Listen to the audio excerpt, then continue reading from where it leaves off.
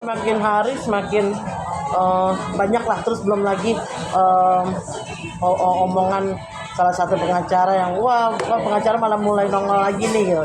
Gimana Mas menanggapi hal itu Mas? Ya artinya bahwa kan terserah anggapannya bahwa kami akan nongol lagi atau tidak. Yang pasti dulu kan ditangani oleh Bu Titin 2016. Dia berjuang sendirian.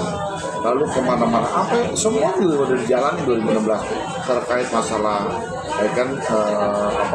Saka di Polres Cirebon yang dia bilang keterangan Saka di beberapa media kan juga sudah disampaikan bahwa dia dianiaya, pemukulan dan sebagainya. Itu pun sudah dilaporkan ke Propam, namun nggak jalan. Ke Komnas HAM juga nggak jalan.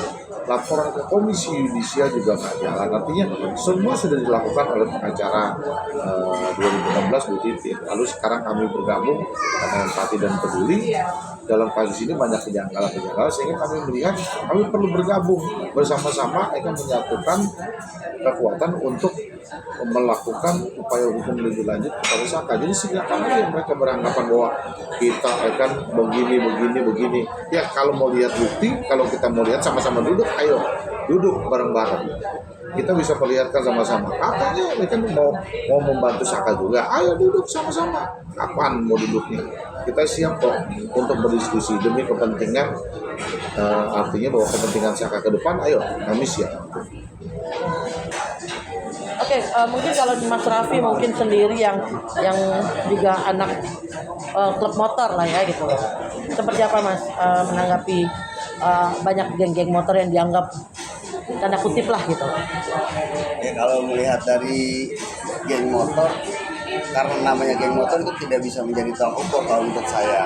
Untuk terlihatnya suatu perkumpulan itu arahnya itu positif ataupun negatif.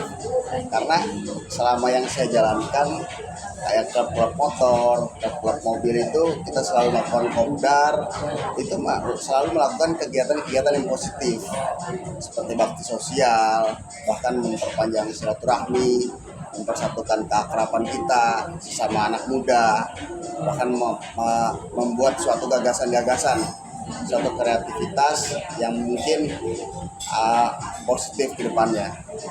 Tapi kamu kalau sebagai anak muda melihat kasus seperti ini gimana sih?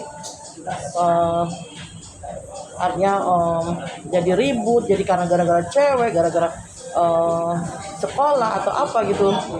Buat kamu gimana? Misalnya geng motor, setahu saya zaman dulu ya. Kalau zaman dulu memang kalau misalnya ada masalah perempuan bisa keributan antara geng motor. Semuanya itu bisa diselesaikan secara baik ya sekarang. Tapi kalau melihat kasus yang kemarin ini gimana kamu? Kasus yang kemarin ini masih banyak kejanggalan sih dalam laporan-laporan tersebut. Artinya harapan kamu sebagai anak muda dan anak klub motor gimana? Ya harapan kita memang kalau misalnya memang ada masalah di salah satu klub kita semuanya bisa selesaikan secara paling dingin semuanya. Gimana Pak Krisna? Artinya ternyata anaknya juga anak-anak klub motor ya Mas?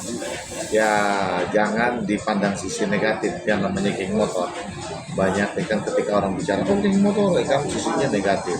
Saya lihat banyak sekarang juga yang namanya geng motor tuh lebih ke arah modifikasi motornya, terus dia lebih banyak memvariasi motornya dan sebagainya, terus lebih banyak touring, lebih banyak melihat kondisi dan bakti sosial dan sebagainya. Banyak yang positif geng motor kasih negatif.